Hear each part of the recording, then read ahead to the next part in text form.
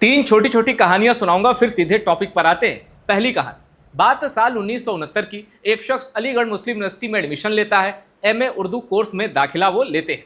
वहां जाकर पता चलता है कि उनकी लिखी गजलें और शायरी तो एमए उर्दू के सिलेबस में है। तब यूनिवर्सिटी में इस बात की चर्चा फैल गई कि क्या वो शख्स अपनी लिखी गजल, शायरी ये सब पढ़कर एग्जाम में बैठेगा।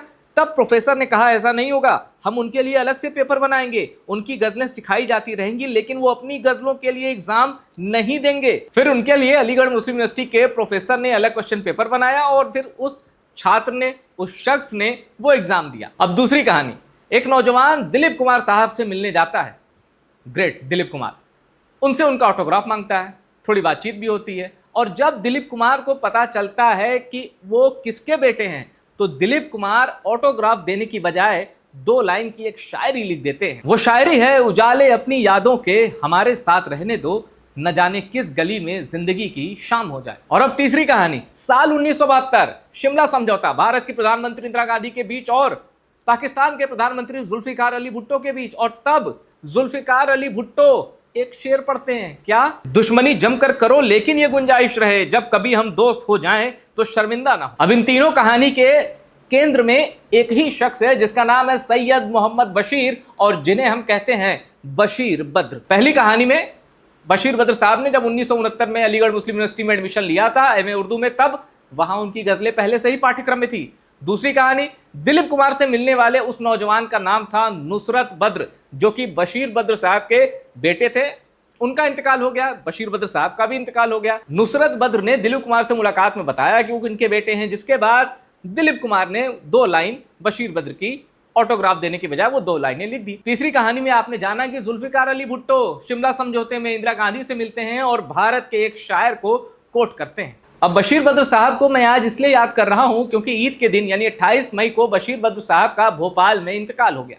91 साल की उम्र उनकी थी और वो 10-12 सालों से डिमेंशिया नाम की बीमारी से पीड़ित थे। बशीर बद्र साहब का जाना उर्दू शायरी और साहित्य के प्रेमियों के लिए किसी झटके से कम नहीं था, लेकिन जब उनके जनाजे की तस्वीर आई तो वो तस्वीरें भी कम विचलित करने वाली नहीं थी। भोपाल में उनके जनाजे में महज 20 से 25 लोग दिखाई दिए और कब्रिस्तान जाते जाते ये भीड़ 45 से 50 की हो गई। अब यहाँ मेरा एक सवाल है, वो बशीर बद्र जिनका ताल्लुक अंबेडकर नगर अयोध्या से होते हुए मेरठ और फिर उन्होंने भोपाल को अपना निवास स्थान बनाया, ये दोनों ही प्रदेश यानी उत्तर प्रदेश और मध्य प्रदेश बशीर बद्र का सम्मान नहीं कर पाए, क्योंकि वो एक राजकीय सम्मान डिजर्व करते थे जो उन्हें नहीं मिला। अब आप कहेंगे कि राजकीय सम्मान बहुत बड़े बड़े लोग डिजर्व करते हैं, ऐसे में बशीर बद्र को राजकीय सम्मान दिए जाने की बात मैं क्यों कर रहा हूं?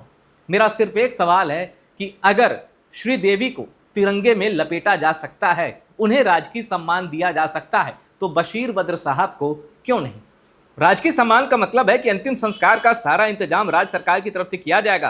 पुलिस बंदोबस्त से लेकर शव को तिरंगे में लपेटने के अलावा और बंदूकों से सलामी देने तक। आमतौर पर राजकीय सम्मान बड़े नेताओं को दिया जाता है, जिसमें पीएम, मिनिस्टर और दूसरे संवैधानिक पदों पर बैठे लोग शामिल होते हैं। लेकिन यहाँ एक पेच है, पहले ये चुनिंदा लोगों को ही दिया जाता था, लेकिन अब ऐसा नहीं है। अब स्टेट फ्यूनरल या राजकीय सम्मान इस बात पर निर्भर करता है कि जाने वाला व्यक्ति कितना बड़ा कद रखता है। बीबीसी की रिपोर्ट के मुताबिक अब ये राज्य सरकार के विवेक पर निर्भर करता है। वो इस बात का फैसला करती है कि व्यक्ति विशेष का कद क्या है, इसी हिसाब से तय किया जाता है कि राजकीय सम्मान दिया जाना है या नहीं। हालांकि कुछ ऐसे भी नाम हैं जो राजनीति से ताल्लुक नहीं रखते, लेकिन उन्हें राजकीय सम्मान दिया गया, जिसमें मदर टेरेसा और सत्य साईं बाबा का भी नाम है। शशि कपूर का जब निधन हुआ तो उन्हें राजकीय सम्मान दिया गया, जबकि राजेश खन्ना, विनोद खन्ना और शम्मी कपूर जैसे बड़े कलाकारों को राजकीय सम्मान नहीं दिया गया। और जब श्रीदेवी को राजकीय सम्मान मिला था, तब महाराष्ट्र में देवेंद्र फडणवीस की सरकार थी, यानी ये देवेंद्र फडणवीस का फैसला था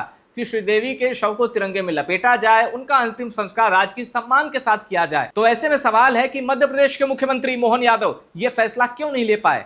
हालांकि उन्होंने सोशल मीडिया पर दुख जाहिर किया है बशीर बद्र साहब के इंतकाल पर, लेकिन राजकीय सम्मान क्यों नहीं दिया गया, ये मेरा सवाल है। ये सुना है ना आपने, सुषमा स्वराज ने जब संसद के अंदर कहा था मनमोहन सिंह को जवाब देते हुए कि कुछ तो मजबूरियां रही होंगी, यूं ही कोई बेवफा नहीं होता। ये बशीर बद्र साहब के कलम से निकला हुआ शेर है। और इतना ही नहीं, प्रधानमंत्री नरेंद्र मोदी ने तो नाम लेकर, बशीर बद्र साहब का नाम लेकर संसद में उनके लिखी शायरी पढ़ी है। अब आप सोचिए, जिस शायर का कद इतना बड़ा है, क्या वो राजकीय सम्मान डिजर्व नहीं करता? बशीर बद्र साहब 1987 तक मेरठ में रहते थे, लेकिन कम्युनल राइट हुआ, उनका घर जल गया, जिसके बाद वो कुछ दिनों तक बरेली में रहे, लेकिन फिर वहां से वो भोपाल चले गए। अब भोपाल में जादू है, ये बात तो जो भोपाल में नहीं रहता वो भी मानता है कि ये शहर कमाल का है। आप किसी भी बैकग्राउंड से आए, आपके जीवन में कितने भी उतार चढ़ाव आए, भोपाल आपको एक नई शुरुआत देता है। बशीर बद्र साहब के साथ भी यही हुआ। लेकिन बशीर बद्र साहब का पिछला 12-15 साल एक बीमारी से जब वो पीड़ित हो गए तो उनके जीवन में बड़ा कठिन बीता। डिमेंशिया नाम की बीमारी हो गई, लोगों को वो पहचानते कम थे, स्मरण शक्ति उनकी कमज़ोर हो गई। उनकी पत्नी राहत बद्र ने उनकी बड़ी मदद की। वो एक शेर पढ़ती, अगला मिसरा बशीर बद्र साहब पूरा कर। बशीर बद्र साहब सब कुछ भूलने लगे थे, लेकिन उन्हें अपना लिखा कुछ कुछ याद था। अब एक बात कहूं दोस्तों, मैं ना तो साहित्य का कोई पारखी हूं, ना ही शेरो शायरी की दुनिया में कोई कद रखता हूं, दूर से भी वास्ता नहीं है। लेकिन बगैर किताब पढ़े, सिर्फ टेलीविजन पर सुनकर अगर किसी शायर की सबसे ज़्यादा शेर शायरी मुझे याद है ना, वो नाम बशीर बद्र साहब का ही है। अब आप सोचिए, मेरे जैसे कितने ऐसे नौयुवा होंगे, नौजवान होंगे, या जो बूढ़े भी हो रहे होंगे, बशीर बद्र साहब ने उनको अपनी शायरी से जोड़ा है। 1999 में जब इस देश में एनडीए की सरकार थी और अटल बिहारी वाजपेयी देश के प्रधानमंत्री थे, तब बशीर बद्र साहब को पद्मश्री मिला था। इसलिए आज जब बीजेपी, एनडीए इतनी तरक्की कर गया है, कई राज्यों में सरकार है, शक्तिमान पार्टी है, दुनिया की सबसे बड़ी पार्टी है, तो फिर ऐसे में जिन दो प्रदेशों से उनका ताल्लुक था, उत्तर प्रदेश और मध्य प्रदेश, क्योंकि इंतकाल मध्य प्रदेश में हुआ और जन्म उत्तर प्रदेश में हुआ, क्या इन दो राज्यों की सरकार ने बशीर बद्र की अंतिम विदाई से खुद को जोड़ने का प्रयास किया? और जब कभी इस तरह की घटनाएं सामने आती हैं तो याद आती है गुरुदत्त की वो कालजयी फिल्म प्यासा, जिसे लोग कहते हैं ये समय से आगे की फिल्म थी इसलिए उतनी चली नहीं। उस फिल्म का सारांश क्या है? जीते जी आपको लोग याद नहीं करते, मरने के बाद आपको याद किया जाता है, आपको लेजेंड मान लिया जाता है। बशीर बद्र साहब के साथ भी कुछ ऐसा ही हुआ।